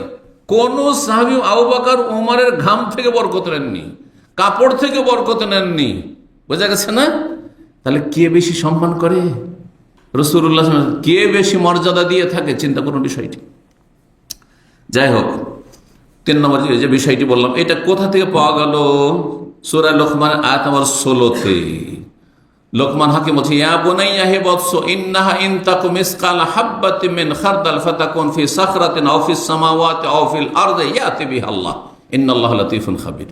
ইয়া বুনাইয়া, হে বৎস, ইন্নাহা ইন তাকু মিসকাল হাববাতিন মিন খারদাল, একটি সরিষার দানাও যদি হয়, সরিষা দেখেছেন তো, সরিষার দানাও যদি হয়, আর সেটি ফাতাকুন ফি সাখরাতিন, কোথাও পাহাড় পর্বতে যদি পড়ে থাকে, পাহাড় পর্বতে কোথাও পাহাড় পাথর উপর পড়ে আছে, আফিস সামাওয়াতে, অথবা আকাশে একটা সরিষার দানা পড়ে আছে, আফিল আর, অথবা ভূগর্ভে ভূপৃষ্ঠে কোন দুনিয়াতে পড়ে আছে একটি সরিষার দানা, এখানে পড়ে থাকলে অনেক সময় নজরে আসে না, সেটা কোথায় আকাশে, কোথায় জমিনে, কোথাও পাহাড় পর্বতে পাথরে কোথাও পড়ে আছে, ইয়াতি বিহাল্লাহ, সেটিকেও আল্লাহ হাজির করতে সক্ষম। তো তুমি সামান্য যদি একটু অপরাধ করো, সেটাকে আল্লাহ হাজির করবেন। তোমার গুনহান আমল নামাতে সামান্য একটা নেকি করেছো, কোন মানুষ জানতে পারেনি, লুকিয়ে আপনি চারানা দান করেছেন, ওইটাও আল্লাহ হাজির করবেন। ফামাইয়ামাল মিসকাল যাররাতিন খাইরান ইয়ারা, ভালো আমল যদি অনুপরিমাণ করেন, সেইটিও দেখতে পাবেন আপনি হাসর মাঠে আপনার আমল নামায়। ওমাইয়ামাল মিসকাল যাররাতিন শাররান ইয়ারা, কোন মন্দ কাজে সামান্য একটা ভুল করেছেন, ভুলেই গেছেন, কত ভুল করে আমরা ভুলে গেছি, কিন্তু আল্লাহ সেটাকে নিয়ে আসবেন ইয়ারাহু, সেটাও আপনি আমি দেখতে পাবো যে আরে অমুক দিন এই কাজটা করেছিলাম, তো ভুলেই গেছি যে অপরাধ করেছিলাম। তো এই শিক্ষা লোকমান হাকিমের তরবিয়ত থেকে পাওয়া যায়। ছেলে মেয়েদেরকে কি তরবিয়ত করবেন তাহলে? দেখো বাবা, হয়তো আমি দেখলাম না, তোমার মা দেখলো না, বা তোমার ভাই বোন কেউ জানতে পারলো না, কিন্তু তুমি একটা অন্যায় কাজ করলে, একটা অন্যায় কথা বললে, একটা টাকা বা মায়ের কাছ থেকে চুরি করে নিয়ে চলে গেলে, অথবা বাবার মানিব্যাগ থেকে চুরি করে নিয়ে চলে গেলে, অথবা কারো পাশের বাড়ি থেকে নিয়ে চলে আসলে, ইয়াতি বিহাল্লাহ, আল্লাহ হাজির করে হাসর মাঠে জবাব দিতে হবে, জাহান্নামে যেতে হবে। সেই জন্য এই যে শিক্ষা, তাইলে আপনার ছেলে কখনো চোর হবে না, ডাকাত হবে না, বেঈমান হবে না, আত্মসাৎকারী হবে না, কারো টাকা মেরে খাবে না, কোনো কারো হক নষ্ট করবে না। জি, এই তরবিয়ত ছেলে মেয়েকে করতে হবে যে আমি না জানলে কি হবে? তুই বাবাকে ভয় করছো, মাকে ভয় করছো, বড় ভাই বোনদেরকে ভয় করছো যে মারধর করবে, বকাবকি করবে, আর আল্লাহকে ভয় করো না। আমরা তো জানতেই পারলাম না, কিন্তু আল্লাহ তো জানলেন। এই শিক্ষা দিতে হবে ছেলে মেয়েদেরকে। 4 নম্বর তরবিয়ত হচ্ছে, সেটি হচ্ছে ফরজ ওয়াজিব ইবাদত বন্দেগীতে যেন কোনো ঘাটতি না থাকে, আর তার উপরে অতিরিক্ত যত নফল করবেন তত বেশি ভালো, যত সুন্নত করতে পারে তত ভালো। 17 রাকাত ফরজ নামাজ দিন রাতে, তাতে যেন কোনো ত্রুটি, ফজরের 2 রাকাত ফরজ, এতে যেন কোনো ঘাটতি না হয়, সূর্য উঠাবেন না। আর তারপরে সুন্নত যে 10-12 রাকাত রয়েছে সেটাও যথাসাধ্য পালন করবেন। এছাড়া তাহাজ্জুদ পারলে আরো ভালো, এছাড়া সালাতুল দুহা চাস্তের নামাজ পারলে আরো ভালো, নফল পড়তে পারলে আরো বেশি ভালো। এই শিক্ষা কোথাতে পাওয়া গেল? সূরা লোকমানের আয়াত নম্বর 17। আয়াত নম্বর 17তে আল্লাহ কি বলছেন? বলছেন লোকমান হাকিম, ইয়া বুনাইয়া, হে বৎস, আকিমিস সালাহ, নামাজ কায়েম করো। আকিমিস সালাহ, নামাজ কায়েম করো। কারণ নামাজি হয়ে গেলে যাকাত অবশ্যই দেবে, নামাজি অবশ্যই রোজা রাখবে, সত্যিকার নামাজি অবশ্যই হজ উমরা করবে। কিন্তু অধিকাংশ উমরা হজকারী বেনামাজি, অধিকাংশ দান সাদকাকারী বেনামাজি। রমজান মাসে যারা রোজা রাখে গোটা বছর নামাজ ছাড়ে অধিকাংশ, ঠিক কিনা? এই জন্য আল্লাহ নামাজের কথা বলেছেন, কারণ নামাজ ঠিক, সব ঠিক। নামাজ ঠিক থাকলে বাকি ফরজ অবশ্যই ঠিক হয়ে যাবে। আকিমিস সালাহ, এই উপদেশ আল্লাহ রাব্বুল আলামিনের লোকমান হাকিমের ভাষায় বা তার উপদেশ থেকে আল্লাহ রাব্বুল বর্ণনা করেছেন। তারপরে 5 নম্বর তরবিয়ত, 5 নম্বর তরবিয়ত এই আয়াতে রয়েছে, সূরা লোকমানের আয়াত নম্বর 17 রয়েছে। আকিমিস সালাহর পরে কি রয়েছে? ওয়া আমর বিল মারুফ ওয়া নাহি আনিল মুনকার ওয়াসবির আলা মা আসাব। সেটা হচ্ছে আপনি যে নিজে ভালো হলেন, হ্যাঁ, নামাজের মাধ্যমে, ফরজ ওয়াজিব আদায় করার মাধ্যমে, হারাম নাজায়েজ থেকে বেঁচে থাকার মাধ্যমে অন্যদেরকে ভালো বানাবেন না? অন্যদেরকে ভালো করলে কি করতে হবে? ভালো কাজের উপদেশ দিতে হবে, অন্যায় কাজে বাধা দিতে হবে, দ্বীনের দাওয়ার কাজ করতে হবে, মানুষকে ভালো পথে আহ্বান করতে হবে। এই জন্য আল্লাহ বলছেন লোকমান হাকিম ভাষায়, আকিমিস সালাহ, নামাজ কায়েম করো, ইবাদত বন্দেগীর কথা হয়ে গেল। ওয়া আমর বিল মারুফ, ভালো কাজের উপদেশ দাও, অন্যায় কাজে বাধা দেবে, ওয়াসবির আলা মা আসাবাক, যখন ভালো কাজের কথা বলবে মানুষকে, তখন কেউ কষ্ট দেবে, কেউ গাল দেবে, হ্যাঁ, কেউ বিরক্তি প্রকাশ করবে। যখন অন্যায় কাজে বাধা দেবে, যেটা করতে হয় না, এটা নিষেধ, তখন অনেকে কষ্ট দিবে। রাস্তায় ধূমপান করছে কেউ, যদি বলেন যে ভাই এটা করতে হয় না, হ্যাঁ, এটা হারাম, দেখেন অধিকাংশ লোক আপনার গাল দেবে, অধিকাংশ লোক আপনার সাথে ঝগড়া বাঁধিয়ে দেবে, বুঝছেন না?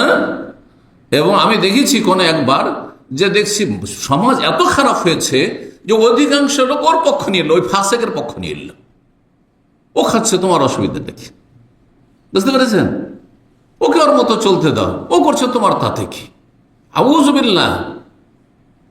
এটা নয় যে না তুমি অন্যায় কাজ করছো, তুই ঠিক আছে, ধূমপান করো, বিশেষ জায়গায় করো, এখানে করছো, আশেপাশের লোকে কষ্ট দিচ্ছ, দোকানপাটে তোমার এই ধূমপানের গন্ধ ঢুকছে, অথবা গ্যালারিতে ঢুকছে, লিফটে গন্ধ হচ্ছে, তুমি এখানে কেন খাচ্ছ? এই কথা বলার কেউ নেই। আউযুবিল্লাহ। মানুষের স্বভাব কত খারাপ হয়েছে চিন্তা করো। এটা মুসলিমদের কথা বলছে না, মুসলিমদের অধিকাংশ এরকম হয়েছে, খারাপ লোকের সঙ্গ দেনেওয়ালা লোকের সংখ্যা বেশি। তাহলে এই জাতিকে আল্লাহ কি করে সম্মানিত করবেন? এই জাতি কেন কাফের গোলামি করবে না? কখন কাফের গোলামি থেকে মুক্তি পাবে?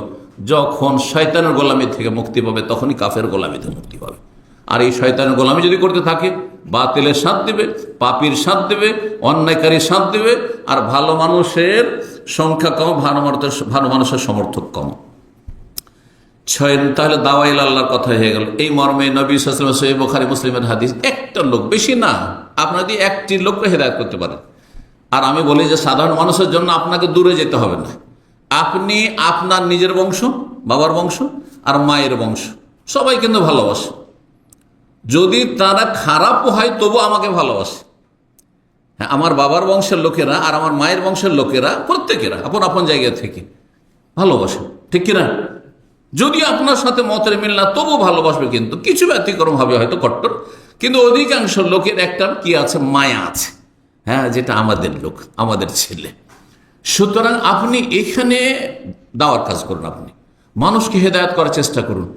আপনার বংশ থেকে বাপ চাচা আত্মীয় স্বজন থেকে একজনকে যদি নামাজি বানাইতে পারেন, একজনকে যদি আল্লাহ ভীরু বানাইতে পারেন, একজনকে জান্নাতের পথে লাগাইতে পারেন, আপনার মায়ের বংশে আপনি মামা নানাদের ওখানে গেলেন আর সেখান থেকে একজনকে যদি জাহান্নামের রাস্তাতে জান্নাতের রাস্তায় নিয়ে আসতে পারেন, এটা বেনিফিট। নবী সাল্লাল্লাহু আলাইহি ওয়াসাল্লাম বলছেন, ইয়াহদি আল্লাহু বিকা রাজুলান ওয়াহিদান, একজনকে যদি তুমি হেদায়েত করতে পারো, একজনকে, বেশি নয়, হ্যাঁ, তাহলে কি হবে? হ্যাঁ, লা ইয়াহদি আল্লাহু বিকা রাজুলান ওয়াহিদ খায়রুল লাকা মিন হুমরিন নাম। লাল উট আরবদের সেই যুগে সবচেয়ে দামি মূল্যবান সম্পদ ছিল। যেমন আজকাল সবচেয়ে দামি গাড়ি যেটা হইতে পারে, সেই রকম ছিল লাল উট আরবদের কাছে সে যুগ, কারণ উটের বাহন ছিল মরুভূমির জাহাজ। তো লাল উটের চাইতে উত্তম হচ্ছে একজন লোকের হেদায়েত, কারণ একজন লোক হেদায়েত হইলে সে তোমার ওসিলাতে জান্নাত গেল, এবং সে যতগুলি নেকি করবে এক ভাগ করে নেকি তোমার আমলনামাতে অ্যাড হইতে থাকবে, হ্যাঁ, যোগ হইতে থাকবে। পক্ষান্তরে লাল উট নিয়ে করবেটা কি? তুমি লাল উট দুনিয়া পর্যন্ত মরে গেল, লাল উট শেষ, আর তোমার আগে লাল উট মরে গেলেও শেষ, ঠিক কিনা? দুনিয়ার কোনো মূল্য নাই, আজ আছে কাল নেই। 6 নম্বর সর্বশেষ তরবিয়তি উপদেশ লোকমান হাকিমের ছিল চরিত্রবান হওয়া। এই মর্মে সূরা লোকমানের আয়াত নম্বর 17 থেকে 19 কয়েকটি বিষয় বর্ণনা করেছেন আল্লাহ রাব্বুল আলামিন লোকমান হাকিমের ভাষায়। সন্তানকে সম্বোধন করে, ওয়ালা তুসাইর খাদ্দাকা লিন-নাস, মানুষের সাথে দেখা হইলে মুখ বাঁকা করে কথা বলিও না। আপনার সামনে কেউ এসছে আর যদি কথা বলেন আপনি এইরকম হয়ে থাকেন, ওর দিকে চোখে না তাকান, তো বলে অহংকারী, বলবে না? বা আমার সাথে কথা বলতে চাই না, কি আমার উপরে তার অভক্তি অনীহা আছে নাকি? এর ব্যবহার কেন এত খারাপ? যদি মুখটা ঘুরিয়ে নেন, কার সাথে দেখা হইলে এদিকে সামনে আর চট করে মুখটা ঘুরিয়ে নেন, কীভাবে? যে আমার সাথে শত্রুতা আছে, হ্যাঁ, জি, ভুল বুঝবেন। অথবা আসলে আপনি এরকম ওয়ালা তামশি ফিল আরদি মারহা, আর রাস্তায় চলাফেরা করলে দাম্ভিকতার সাথে চলাফেরা করিও না। এমনভাবে চলছে না একবারে মেজাজ নিয়ে দাম্ভিকতার সাথে, দেখে মনে হচ্ছে লোকটি অহংকারী। হ্যাঁ, আপনার লেবাস পোশাক অথবা চাল চলন দেখে, চলাফেরা দেখে বোঝা যাচ্ছে আপনি বড় দাম্ভিক। ইন্নাল্লাহ লা ইউহিব্বু কুল্লা মুখতালিন ফখুর, আল্লাহ অহংকারী দাম্ভিককে ভালোবাসেন না। তারপরে আল্লাহ বলছেন ওয়াকসিদ ফি মাশিকা, চলার সময় মধ্যম পন্থা অবলম্বন করো। রাস্তায় হাঁটবেন একবারে দুর্বল রোগীর মতো হাঁটবেন না, যে দেখে মনে হয় রুগী, হ্যাঁ, যে আপনার জন্য হুইল চেয়ার আনতে হবে হয়তো। আর আপনি এমন দাম্ভিকতার সাথে চলবেন না যে মানুষকে মনে করছেন না মনে হচ্ছে, এমনটা করবেন না। ওয়াগযুদ মিন সাউতিক, আর আস্তে কথা বলা, চিৎকার করে কথা বলিও না, উচ্চ স্বরে কথা বলিও। সামান্য কিছু হইলে একবারে আওয়াজকে এত উঁচা করে দিয়ে মনে হচ্ছে ঝগড়া করছে। কিছু লোকের, হ্যাঁ, জন্মগত এরকম স্বভাব, চিল্লে কথা বলা, যার ফলে মনে হচ্ছে একটু দিয়ে ঝগড়া লেগে দিচ্ছে। হ্যাঁ, মহিলা হোক অথবা পুরুষ হোক, আস্তে কথা নেই। এতে বোঝা যায় যে এই লোকটির ব্যবহার ভালো না, আচার আচরণ ভালো না।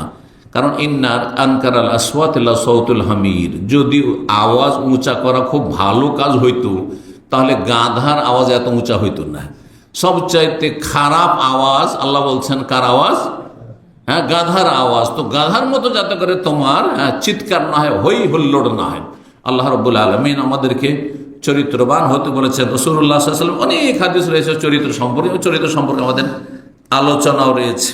একটি হাদিস শুধু শুনিয়ে দিই, হাদিসে সহিহ বুখারী, ইন্না মিন আহাব্বিকুম ইলাইয়া, তোমাদের মধ্যে সবচেয়ে প্রিয়জন আমার, নবী সাল্লাল্লাহু আলাইহি ওয়াসাল্লামের সবচেয়ে ভালোবাসার পাত্র। ওয়া আকরাবুকুম মিন্নি মাজলিসান, এবং আমার সবচেয়ে কাছের প্রতিবেশী। নবী সাল্লাল্লাহু আলাইহি ওয়াসাল্লামের কাছাকাছি জান্নাতে জায়গা পাবে কে? ইয়াউমাল কিয়ামতের দিনে আহসানুকুম আখলাকান, যাদের চরিত্র যত বেশি ভালো, যাদের চরিত্র যত বেশি ভালো, চরিত্রবান ব্যক্তি রাসূলুল্লাহ সাল্লাল্লাহু আলাইহি ওয়াসাল্লামের প্রতিবেশী হবে, রাসূলুল্লাহ সাল্লাল্লাহু আলাইহি ওয়াসাল্লামের প্রিয়জন হবে। আল্লাহ এই দলে আমাদেরকে শামিল হওয়ার তৌফিক দান করেন এবং আমাদেরকে চরিত্রবান হওয়ার তৌফিক দান করেন, ইবাদত বন্দেগী পূর্ণরূপে করার তৌফিক দান করেন, আমাদের আকীদা আমলকে শুদ্ধ করার তৌফিক দান করেন, শিরক বিদআত থেকে সমস্ত গুমরাহি থেকে আল্লাহ আমাদেরকে বেঁচে থাকার তৌফিক দান করেন। আল্লাহ আমাদের রুজিতে বরকত দান করেন, শরীর স্বাস্থ্যে বরকত দান করেন। যেসব ভাইয়েরা বিশেষভাবে এসেছেন, বোনেরা এসেছেন, আল্লাহ তাদেরকে যেন উত্তম প্রতিদান দান করেন, রুজিতে আল্লাহ বরকত দান করেন, হায়াতে আল্লাহ বরকত দান করেন, বালা মুসিবত থেকে আল্লাহ যেন হেফাজতে রাখেন। সুবহান রাব্বিকা রব্বিল ইজ্জাতি আম্মা ইয়াসিফুন ওয়া সালামুন আলাল মুরসালিন ওয়ালহামদুলিল্লাহি রাব্বিল আলামিন।